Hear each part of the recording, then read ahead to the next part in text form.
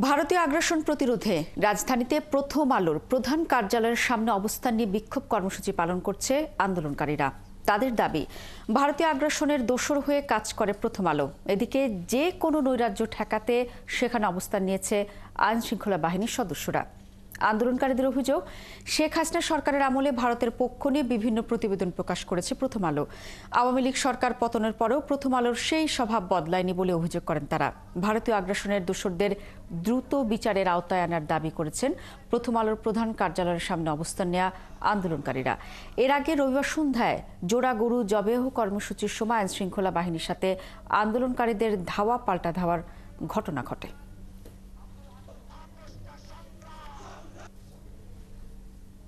আমরা এই বাংলার মুসলমান অনেক সহনশীল, আমরা এই বাংলার মুসলমান অনেক দয়ালু। আমরা সব সময় শান্তির কথা বলি এবং আমরা শান্তিতে থাকতেই ভালোবাসি। এই শান্তিতে থাকতে ভালোবাসি বলেই আজকে খুনি ফ্যাসিস্ট হাসিনা দূর হয়েছে, ঠিক কিনা?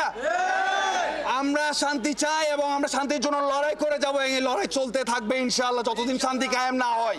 আপনাদের সবচেয়ে বড় শত্রু এই প্রথম আলো, এই ডেইলি স্টার।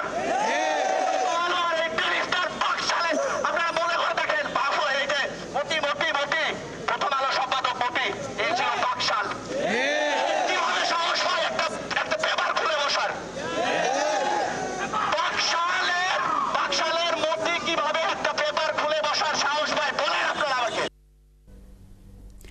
এদিকে দেশবিরোধী কর্মকাণ্ডের অভিযোগ এনে রাজশাহীতেও প্রথম আলো ডেইলি স্টারের অফিসে ভাঙচুর চালিয়েছে তাওহিদি জনতা।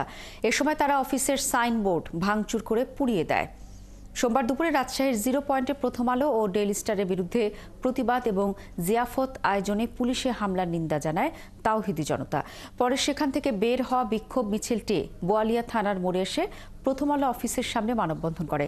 পরে প্রথম আলোর সাইনবোর্ড ভাঙচুর করে পুড়িয়ে দেওয়া হয়। এ সময় তারা প্রথম আলো ও ডেইলি স্টারের বিরুদ্ধে নানা স্লোগান দিতে থাকে। এরপর বিক্ষোভ মিছিল নিয়ে আলুপট্টির দিকে রওনা হয় তাওহিদি জনতা।